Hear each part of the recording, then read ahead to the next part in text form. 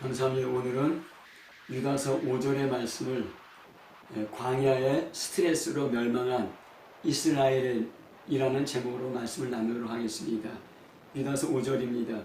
너희가 본래 모든 사실을 알고 있으나 내가 너희로 다시 생각나게 하고자 하노라.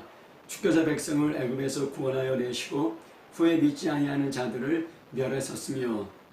우리가 유다서를 통한 신앙 바로 세우기라는 제목으로 그 시리즈 설교하고 있습니다. 오늘이 그 네 번째 시간입니다.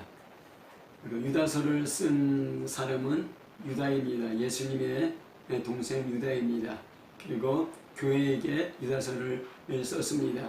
그리고 유다서를 쓴 목적은 믿음을 위하여 힘써 싸우라고 유다서를 썼습니다. 왜 믿음을 위해서 힘써 싸우냐면은 교회 안에 가만히 들어온 사람, 그 사람들이 그 교회의 믿음을 허물어뜨리기 때문입니다. 그 사람들은 경건하지 아니한 사람들이고 하나님의 은혜를 방탕한 것으로 바꾸고 오직 한 분이신 주 예수 그리스도의 주제를 부인하는 자들이라고 하였습니다. 그래서 그 불경하는 사람들에 대해서 그 구약의 예에 세 개의 그룹이 있고 세 명의 사람이 있는데, 오늘은 세 개의 그룹 중에 첫 번째 그룹, 광야에서 멸망당한 이스라엘을 알아보도록 하겠습니다. 그 넥슨의 김정주 회장이 하와이에서 우울증으로 사망했습니다. 재산이 24조 원으로 한국 부자 순위 2위라고 합니다. 돈도 기업도 명성도 스트레스로 인한 우울증을 막지 못하는 것 같습니다. 한국은 OECD 국가 중에서 자살률이 제일 높습니다. 하루에 34명이 자살하고 있습니다. 조선일보 2014년 9월 27일자 보도에 의하면 세계보건기구가 21세기 최대의 위협은 에이즈나 아볼라 바이러스가 아니라 직업적인 스트레스라고 합니다. 미국에서 가장 많이 팔리는 약이 진통제이고 항우울증 약입니다. 그만큼 몸도 마음도 아프다는 이야기입니다. 그런 세상에 살고 있다는 것입니다. 2019년 12월부터 시작된 코로나 바이러스가 지금까지 유행하고 있습니다. 많은 사람들이 코로나 바이러스로 죽었고 또 전염의 위협 가운데 있고 정상적인 생활이 통제되고 경제적인 어려움으로 많은 스트레스를 받고 있습니다. 더구나 러시아의 우크라이나 침공은 경제적인 스트레스를 가중시키고 있습니다. 스트레스, 심리학 영어사전을 보면은 스트레스는 인간이 신체적으로 심리적으로 감당하기 어려운 상황에 처했을 때 느끼는 불안과 위협의 감정이라고 합니다.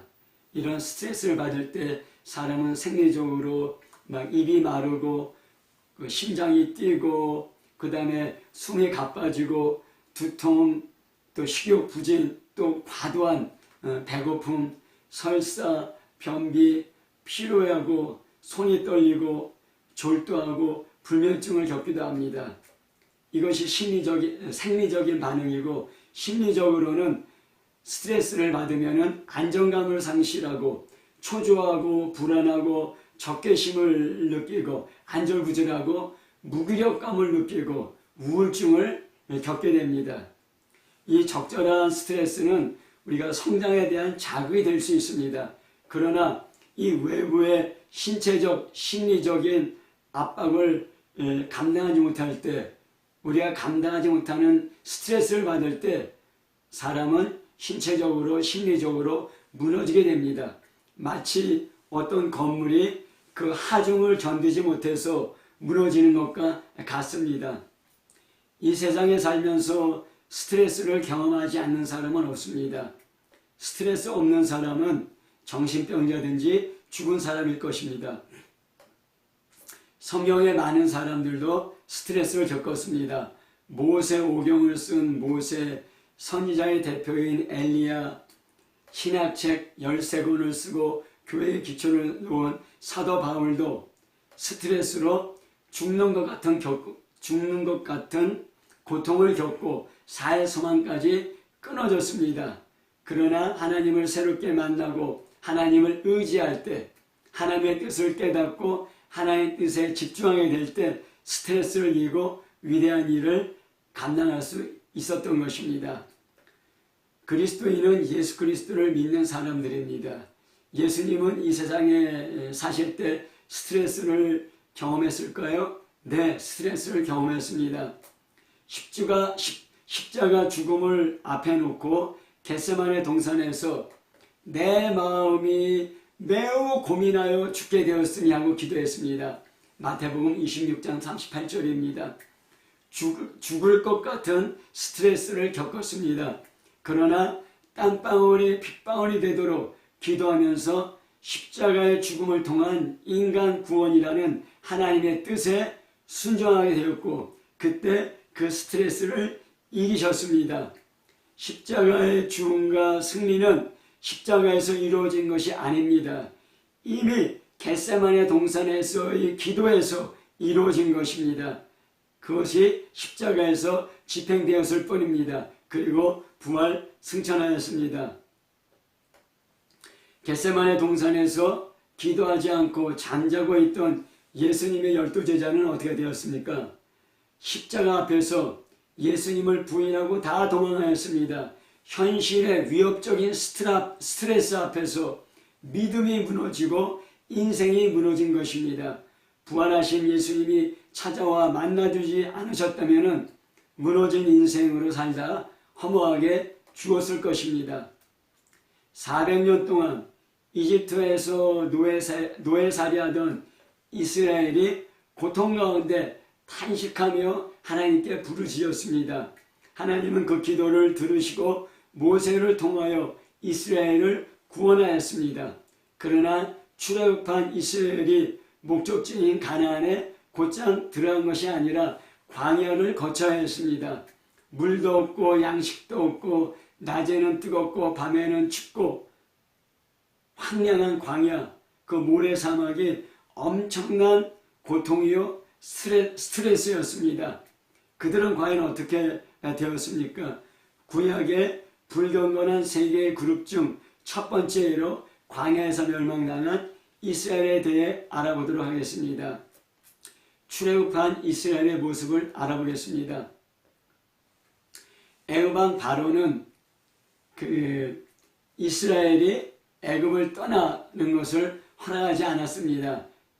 당연하죠. 그 귀한 노동력을 그냥 보내주겠습니까? 그래서 하나님이 모세와 아론을 통해 10가지 재앙으로 애굽왕 바로와 애굽을 쳤을 때 애굽왕 바로는 이스라엘을 애굽을 떠나도록 했습니다. 근데 나중에 애굽왕 바로의 마음이 변해서 다시 이스라엘을 잡으려고 추격하고 있습니다.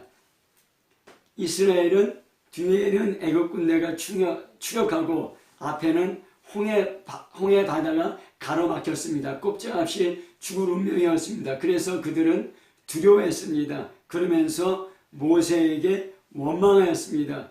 무엇이라 원망하냐면은 출애굽기 14장 11절 12절에 그들이 또 모세에게 이르되 애굽에 내장지가 없어서 당신이 우리를 이끌어내어 이 광야에서 죽게 하느냐? 어찌하여 당신이 우리를 애굽에서 이끌어내어 우리에게 이같이 하느냐? 우리가 애굽에서 당신에게 이른 말이 이것이 아니냐? 이르기를 우리를 내버려 두라. 우리가 애굽 사람을 섬길 것이라 하지 아니하더냐? 애굽 사람을 섬기는 것이 광야에서 죽는 것보다 낫겠노라. 그 10가지 재앙으로 하나님이 기적을 일으켜서 그 이스라엘을 애굽에 살방시켜줬는데 또 앞에는 홍해, 뒤에는 애굽 군대의 추격으로 죽을 위험에 처하자 이런 엄청난 스트레스 앞에 그들은 두려워하고 원망하였던 것입니다. 애굽에서 사는 것이 나았을 텐데 하면서 원망하였던 것입니다. 그래서 하나님은 모세를 통해서 그 홍해바다를 가르고 그래서 이스라엘은 홍해바다를 건너 그 이스라엘의 애굽의 추격에서 벗어나게 되었습니다. 이스라엘이 여호와께서 애굽 사람들에게 행하신 그 큰 능력을 보았으므로 백성이 여호와를 경외하며 여호와와 그의 종 모세를 믿었더라 했습니다. 출애굽기 14장 31절 말씀입니다. 그래서 이스라엘 사람들이 그 하나님을 경외하며 모세를 믿게 되었습니다. 그래서 그 여호와를 찬송했습니다. 그런데 여호와를 찬송하고 이제 또 광야를 진행하다가 한 3일 정도 걸었더니 수르광야 3일 정도를 걸었는데 물을 얻지 못했습니다. 그래서 그동안 가져온 물들이 다 떨어지게 되었고, 그래서 마라라는 곳에 이르렀는데 그 마라의 물이 써서 그 물을 마시지 못하게 되었습니다. 그래서 백성이 모세에게 원망했습니다. 우리가 무엇을 마실까 하며 원망했습니다. 그때 모세가 나무를 던지니까 쓴물이 단물로 바뀌었습니다. 홍해가 갈라지는 기적을 통해서 홍해를 건넜고, 그리고 하나님을 찬양했는데 사흘길 걸으면서 물이 없다고 그들은 원망하였던 것입니다. 또 하나님은 모세를 통해서 그 물을, 그 마라의 쓴물을 단물로 되어 마시게 하였습니다. 근데 그리고서 출애굽기 15장 27절에 엘림에 이르러 물샘 12과 종려나무 70그루가 있는지라 거기서 그들이 그 물 곁에 장막을 치니라, 이런 말씀이 있었습니다. 엘림은 마라에서 10km 정도 떨어진 곳이었습니다. 10km만 더 가면 물이 있고 충분히 물을 마실 수가 있었는데 그것을 참지 못하고 그것을 알지 못함으로 말미암아 불평하고 원망하였던 것입니다. 또 16장에 가면은 16장 3절에 이스라엘 자손이 그들에게 이르되 우리가 애굽 땅에서 고기가마 곁에 앉아 있던 때와 떡을 배불리 먹던 때에 여호와의 손에 죽었으면 좋았을 것을 너희가 이 광야로 인도해 내어 온 회중이 줄여 죽지 않았는다 하며 다시 또 원망합니다. 먹을 것이 없기 때문에 애굽에서 죽었으면 좋았을 거라며 원망하고 분말합니다. 그때 하나님은 하늘에서 만나를 내려주셔서 그들로 하여금 그 배고픔을 해결해 주십니다. 또 17장에 가면은 이스라엘 백성이 이제 르비딤에 장막을 쳤는데 물이 없었습니다. 그래서 17장 2절 3절에 보면은 백성이 모세와 다투어 이르되 우리에게 물을 주어 마시게 하라. 모세가 그들에게 이르되 너희가 어찌하여 나와 다투느냐, 너희가 어찌하여 여호와를 시험하느냐. 거기서 백성이 목이 말라 물을 찾으매 그들이 모세에게 원망하여 이르되 당신이 어찌하여 우리를 애굽에서 인도하여서 우리와 우리 자녀와 우리 가축이 목말라 죽게 하느냐. 그들이 모세를 원망하며 그리고 우리에게 물을 주어 마시게 하라고 하나님을 시험했습니다. 그 만나를 주어서 우리를 먹게 하신 하나님이 물을 주어서 우리도 마시게 하지 않겠느냐 하면서 믿음으로 고백한 것이 아니라 하나님을 시험하며, 하나님 이렇게 해보실 수 있으면 해보십시오 하고 하나님을 시험하며 모세를 원망하였습니다. 그때 하나님은 모세를 통하여서 반석에서 물이 나게 하며 그 백성의 기가를 허락합니다. 그리고 결국은 그들이 이제 시내산에 이르렀습니다. 애굽을 떠난 지 3개월 만에 그 시내산에 이르렀고 거기서 하나님께 율법을 받고 성막을 짓습니다. 시내산에 한 1년 동안 거하면서 그 성경 공부를 한 것이고 어떻게 예배 드리는지 그 예배의 훈련을 하게 된 것입니다. 그리고 그들이 떠나서 가데스 바네아에 이릅니다. 가데스 바네아는 가나안에 들어가기 바로 직전에 있는 마을입니다. 그때 12명의 정탐꾼을 보내서 그 가나안 땅을 정탐하게 됩니다. 그래서 그 12명의 정탐꾼 중에서 그 여호수아 갈렙 2명은 우리가 올라가서 그 땅을 취하자, 우리가 능히 이기리라, 그렇게 보고했습니다. 그렇지만은 10명의 정탐꾼은 우리가 능히 올라가서 그 백성을 치지 못하리라, 그들이 우리보다 강하다면서 그런 부정적인 보도를 하게 됐습니다. 그때 이스라엘 백성이 밤새도록 통곡하며 원망했던 것이 나옵니다. 민수기 13장 32절부터 14장 3절입니다. 이스라엘 자손 앞에서 그 정탐한 땅을 악평하여 이르되 우리가 두루다니며 정탐한 땅은 그 거주민을 삼키는 땅이요 거기서 본 모든 백성은 신장이 장대한 자들이며 거기서 네피림 우선 아낙 자손의 거인들을 보았나니 우리는 스스로 보기에도 메뚜기 같으니 그들이 보기에도 그와 같았을 것이라. 온 회중이 소리를 높여 부르짖으며 백성이 밤새도록 통곡하였더라. 이스라엘 자손이 다 모세와 아론을 원망하며 온 회중이 그들에게 이르되 우리가 애굽 땅에서 죽었거나 이 광야에서 죽었으면 좋았을 것을 어찌하여 여호와가 우리를 그 땅으로 인도하여 칼에 쓰러지게 하려 하는가. 우리 처자가 사로잡히니 애굽으로 돌아가는 것이 낫지 하냐 이렇게 원망하며 불평불만하며 통곡하였습니다. 하나님은 그들의 원망과 불평불만과 통곡을 들으시며 그 모세를 통하여서 이스라엘 백성에게 선포합니다. 민수기 14장 27절부터 28절 말씀입니다. 나를 원망하는 이 악한 회중에게 내가 어느 때까지 참으랴. 이스라엘 자손이 나를 향하여 원망하는 바 그 원망하는 말을 내게 들어놓으라. 여기 민수기 14장 27절에 원망이라는 말이 3번 나옵니다. 이스라엘 백성은 모세에게 원망했는데 그것이 하나님께 원망한 것이라고 하나님은 말씀하고 계십니다. 원망하고 불평불만한 것은 불신앙의 대표적인 표현이 되겠습니다. 그래서 계속 말씀하십니다.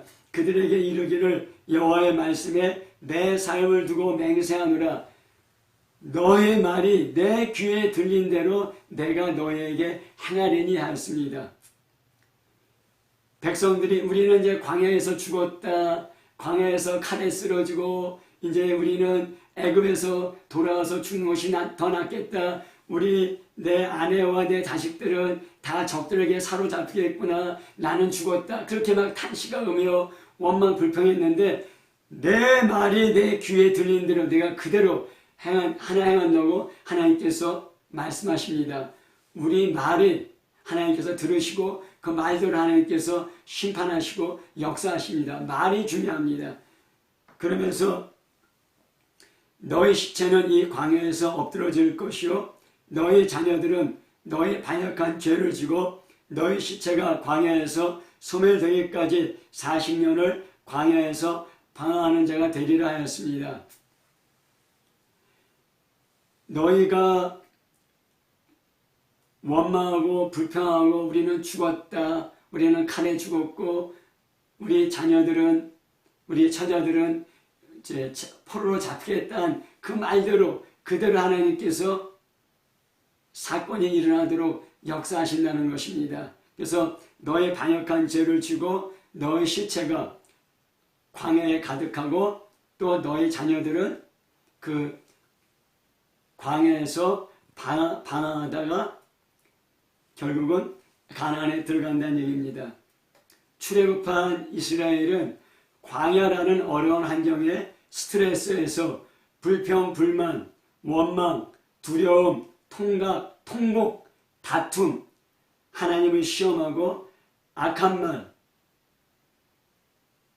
또 우상 숭배하고 먹고 마시는 그러한 하나님에 대해서 그 불신앙을 갖고 그 광야에서 생활하다가 결국 그 불신앙으로 반응하다가 광야에서 1세대는 다 죽었고 2세대가 40년 동안 광야 생활을 끝내고 목적지인 가나안에 들어가게 된 것입니다.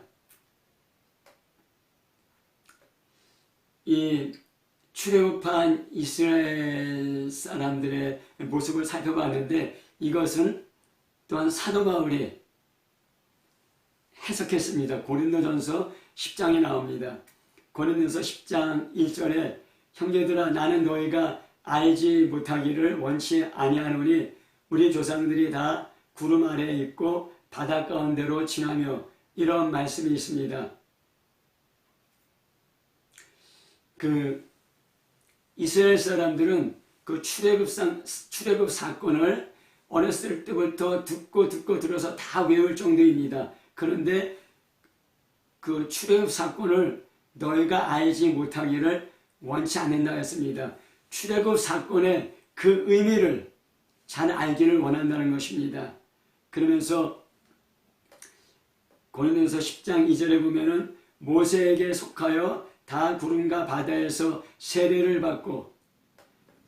받았다는 것은 내가 예수 믿고 죄 용서함 받고 구원받은 것을 공식적으로 표현하고 공식적으로 확인하고 공식적으로 선포하는 그런 예식입니다. 그래서 그들이 그 홍해바다를 지날 때 세례를 받은 것이다. 그렇게 사도 바울은 해석하였습니다. 그러면 이스라엘 백성들은 믿음으로 구원받았고 하나님의 보호와 인도를 받았고 홍해 바다 갈라져서 건너게 된 것입니다.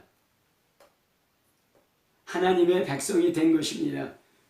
또 고린도전서 10장 3절부터 4절에 보면은 다 같은 신령한 음식을 먹으며 다 같은 신령한 음료를 마셨으니 이는 그들을 따르는 신령한 반석으로부터 마셨음에 그 반석은 곧 그리스도라. 이스라엘은 만나를 먹고 반석에서 물이 나서 그 물을 마셨습니다. 그런데 이것을 신령한 음식, 신령한 음료를 마셨다고 하면서 그것은 곧 그리스도로부터 나온 음료와 그리스도로부터 나온 그런 양식이라고 얘기합니다. 예수 그리스도는 신령한 떡이며 신령한 생명수입니다. 그러면 그들이 예수 믿고 구원받고 세례받았을 뿐만 아니라 생명의 떡이신 예수 그리스도, 생명수이신 예수 그리스도를 더 깊이 체험하고 경험하였던 것입니다. 그런데 고린도전서 10장 5절부터 6절을 보면 그러나 그들의 다수를 하나님이 기뻐하지 아니하였으므로 그들이 광야에서 멸망을 받았느니라. 하지만 그들이 광야에서 다 멸망당했다는 것입니다. 왜 그러냐면은 하나님이 기뻐하지 않으셨다는 것입니다. 왜 하나님이 기뻐하지 않으셨느냐? 6절에 보면은 이러한 일은 우리의 본보기가 되어 우리로 하여금 그들이 악을 즐겨한 것 같이 즐겨하는 자가 되지 않게 하려 함이니 하였습니다. 비록 이스라엘 백성이 출애굽하여 예수님 구원받고 세례받고 반석이신 예수 그리스도, 생명이신 예수 그리스도로부터 생명의 양식, 생명의 물을 공급받으며 예수 그리스도를 체험했지만 그들이 계속해서 악을 행함으로 말미암아 다 멸망당했다는 것입니다. 그런데 사도 바울은 그 광야에서 이스라엘이 멸망당하는 것뿐만 아니라 고린도 교회에게 우리에게 본보기가 된다는 것입니다. 고린도 교회인 너희들도 예수 믿고 구원받고 세례를 받았고 또 예수 그리스도를 경험한다 할지라도 계속적으로 악을 행하면 이스라엘이 광야에서 멸망한 것처럼 너희들도 멸망한다는 것입니다. 고린도 교회뿐만 아니라 지금 이 성경 말씀 있는 우리도 예수 믿고 구원받고 세례받고 그리스도를 경험하고 체험했지만은 계속적으로 악을 행하면은 우리도 멸망당한다는 것입니다. 멸망당한다는 얘기는 천국에 가지 못하고 지옥으로 떨어진다는 얘기입니다. 유다서 5절은 이것을 딱 한마디로 요약했습니다. 주께서 백성을 애굽에서 구원하여 내시고 후에 믿지 아니하는 자들을 멸하셨으니 간단히 요약했습니다. 구원받은 이스라엘이 믿지 아니함으로 멸망당했다는 것입니다. 고린도전서는 악을 행함으로 멸망당했다. 유다서는 믿지 않음으로 멸망당했다 했습니다. 믿지 않음으로 악을 행함으로 계속적으로 원망하고 불평하고 다투고 시험하고 우상 숭배하고 먹고 마시고 뛰놀면서 그들은 망하게 된 것입니다. 우리도 이 세상에 살면서 수많은 스트레스를 받습니다. 이 수많은 스트레스를 통해서 이스라엘 광야 이스라엘처럼 멸망할 수도 있습니다. 그러면 이 세상의 스트레스를 어떻게 이길까요? 스트레스를 이기는 힘은 어디서 올까요? 요한일서 4장 4절에 무릇 하나님께로부터 난 자마다 세상을 이기느니라. 세상을 이기는 승리는 이것이니 우리의 믿음이니라. 세상을 이기는 승리, 세상을 이기는 이김이 어디서 오느냐? 나의 힘과 지혜와 노력과 능력이 아니라 믿음으로 세상을 이기고 세상에서 오는 스트레스를 이긴다는 것입니다. 죄에서 구원받는 것은 주 예수 그리스도를 믿는 믿음으로 구원받습니다. 마찬가지로 세상의 스트레스를 이길 힘도 믿음인 것입니다. 하나님을 의지하고 신뢰하고 말씀에 순종하는 믿음만이 스트레스를 이기게 되는 것입니다. 그 믿음은 어디서 옵니까? 믿음은 하나님의 선물입니다. 내가 노력하고 애쓰고 성취하는 것이 아닙니다. 믿음은 하나님의 선물입니다. 근데 믿음은 하나님의 선물인데 그 하나님의 선물이 어떻게 우리에게 주어지는 것입니까? 로마서 10장 17절에 믿음은 들음에서 나며 들음은 그리스도의 말씀이라고 했습니다. 하나님 말씀을 듣고 하나님 말씀을 우리가 받아들일 때 우리 안에 믿음이 들어가게 되는 것입니다. 그래서 말씀을 듣고 말씀을 읽는 것이 매우 중요합니다. 그런데 우리 안에 믿음이 있지만은 말씀을 들음으로 믿음이 생기지만은 믿음이 활성화하고 믿음이 역사하는 것은 기도해야 됩니다. 기도할 때 믿음이 활성화되고 그 믿음을 통해서 하나님이 역사하시고 일하시게 되는 것입니다. 우리가 세상에 살면서 크고 작은 스트레스를 부딪히게 됩니다. 근데 그 스트레스가 우리가 갖고 있는 믿음보다 더 클 때 우리는 그 스트레스에 무너져야 됩니다. 근데 우리가 갖고 있는 믿음이 스트레스보다 더 강하면은 그 스트레스를 이기게 되는 것입니다. 우리가 갖고 있는 믿음과 그 스트레스가 부딪히고 충돌할 때 그 스트레스를 이길 수 있는 믿음이 있으면은 그 스트레스를 정복하고 그 스트레스로부터 자유롭게 되는 것입니다. 제가 요 근래에 스트레스를 받은 적이 있었습니다.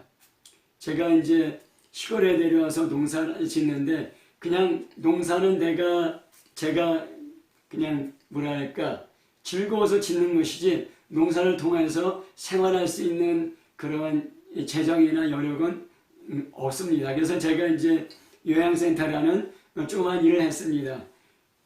그러면서 여기서 이제 그 가정교회를 하고 있었습니다. 근데 이제 이 가정교회를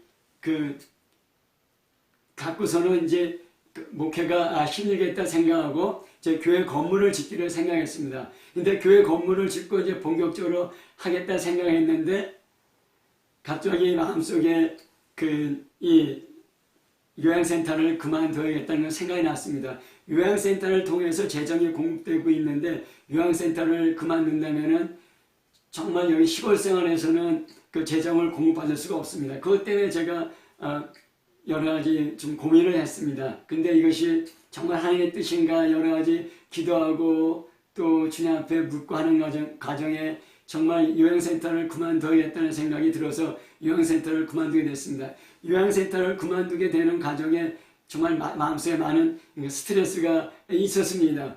그리고 그뿐만 아니라 여기에 또 그 수도관이 터져서 땅속에 수도관이 터져서 그것을 고치고 또 그걸 고치는 과정에 어디가 터졌는지 알지 못해서 그 목욕탕에 그 욕조를 다 깨부시게 되고 그래서 수도관 고치는데 돈이 들어가고 또 욕조 고치는데 돈이 들어가고 상당히 많은 돈을 지출하게 되었습니다. 그러면서 또 주위 사람들은 제가 그 선한 의도로 이렇게 고쳐주고 물론 제가 이제 고쳐줘야 되는 것이지만 저는 최선을 다해서 고쳐주려고 했는데 계속 불평불만하고 원망하면서 그리고 또 여러 가지 그 일들이 한꺼번에 겹치면서 저에게 엄청난 스트레스로 저를 눌렀습니다. 그래서 제가 마음속에 막 힘도 빠지는 것 같고 막 무기력해지는 것 같고 막 일이 막 귀찮아지고 막 그랬습니다. 근데 이제 그런 모든 일 가운데 그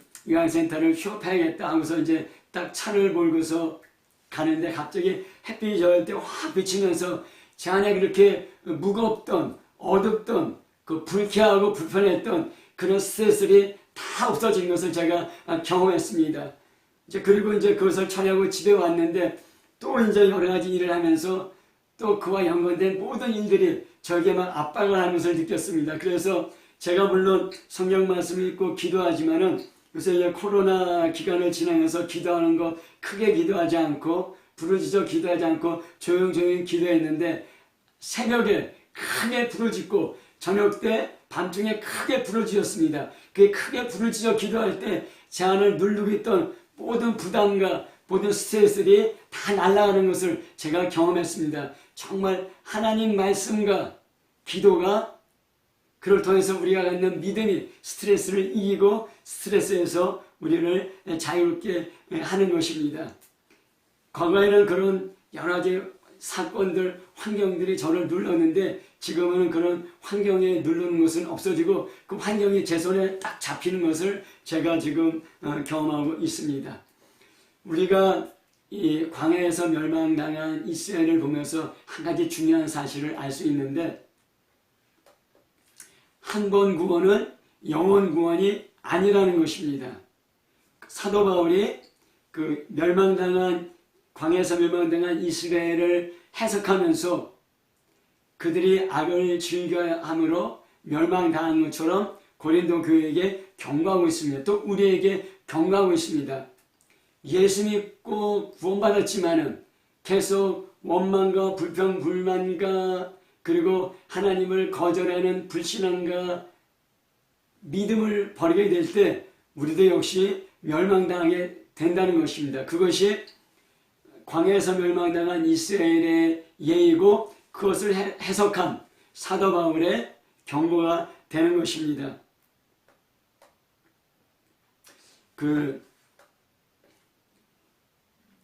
구원받은 사람도 멸망할 수 있다.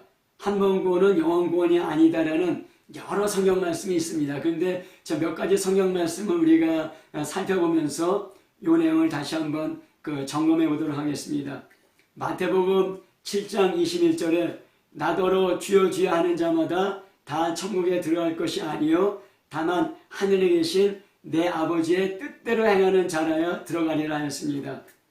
예수님을 주님으로 고백한 것은 우리가 구원받은 사람이라는 그런 증명입니다. 하지만은 주여 주여 하는 자마다 다 천국에 들어가지 못하는 것입니다. 다만 하늘에 계신 내 아버지 뜻대로 행하는 자라야 천국에 들어간다고 했습니다. 예수님 그리스도와 주님으로 고백하는 것 이것이 구원입니다. 하지만 이것은 구원의 출발이고 구원 여정의 시작입니다. 하나님 뜻대로 행할 때 마지막 구원의 골인 천국에 들어가게 된다는 것입니다. 하나님의 뜻대로 행하는 것 이것이 믿음입니다. 뜻대로 행하지 않는 것 이게 악이고 불신앙이고 믿음 없는 것이 되는 것입니다.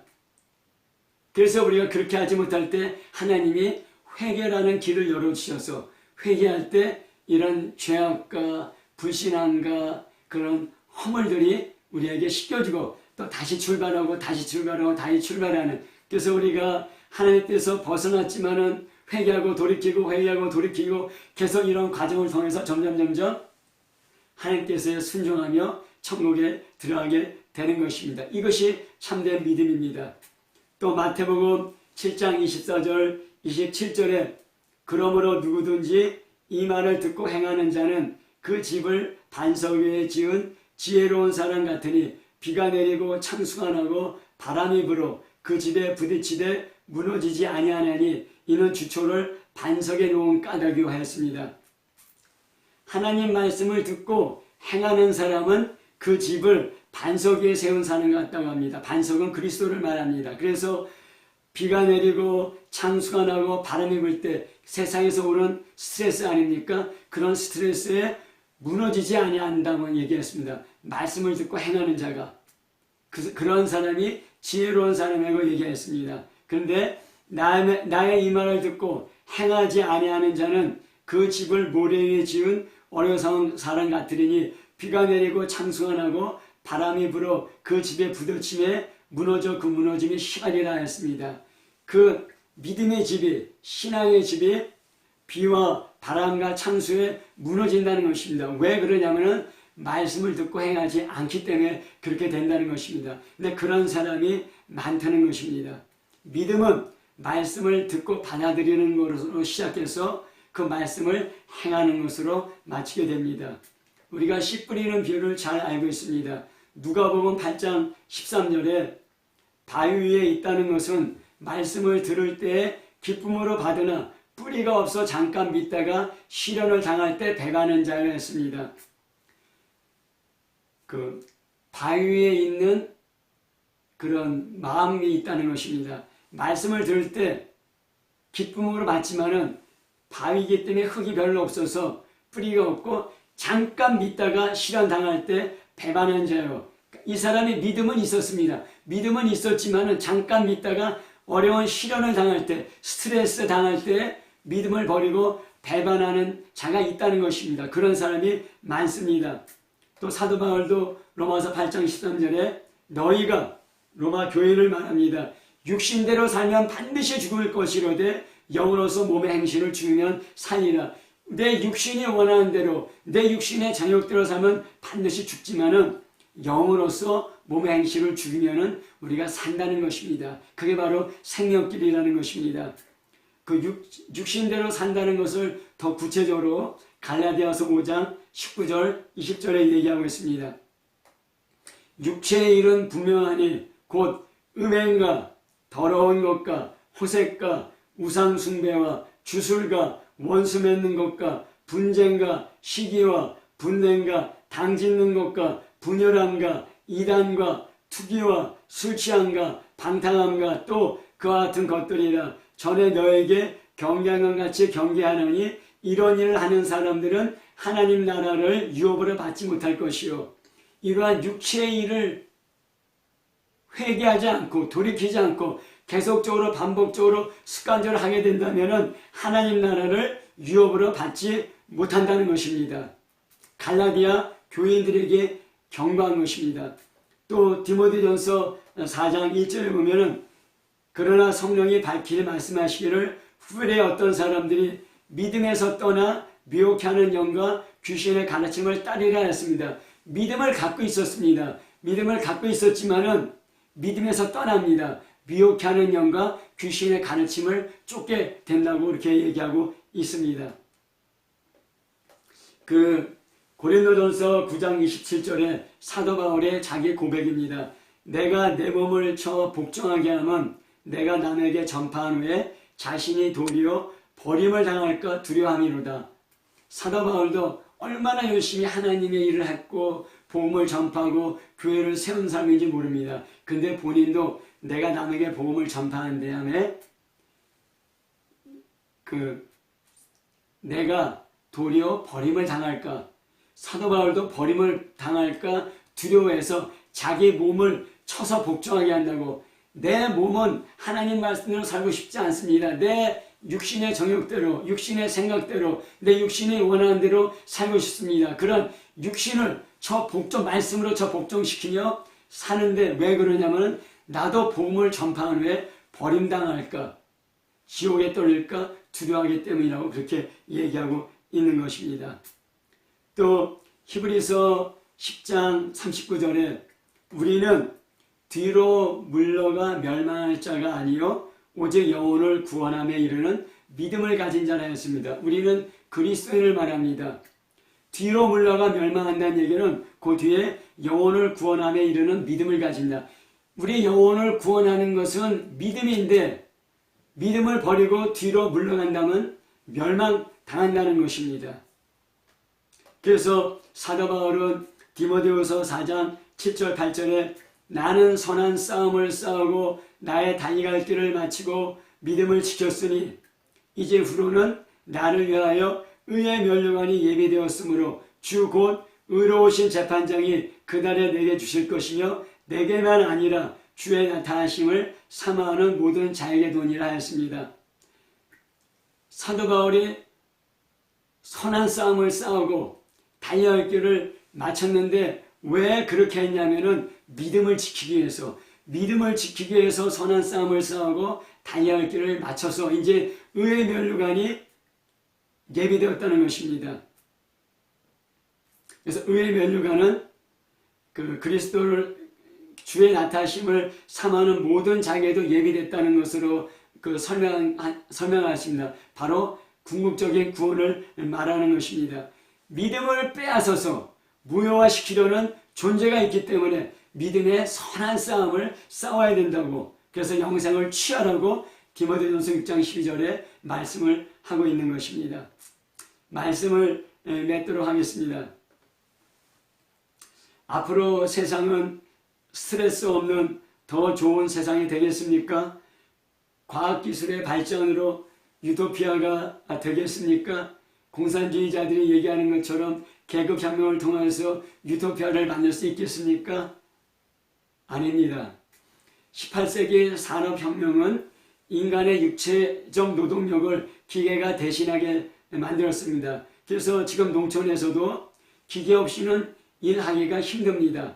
이제 앞으로 지금 4차 산업혁명이 진행되고 있습니다. 4차 산업혁명은 사람의 정신노동을 인공지능과 로봇이 대신합니다. 그러면 일자리가 없어지고 빈부격차는 더 악화됩니다. 수많은 사람들이 정부를 의지해서 살 수밖에 없고 정부의 통제가 강화됩니다.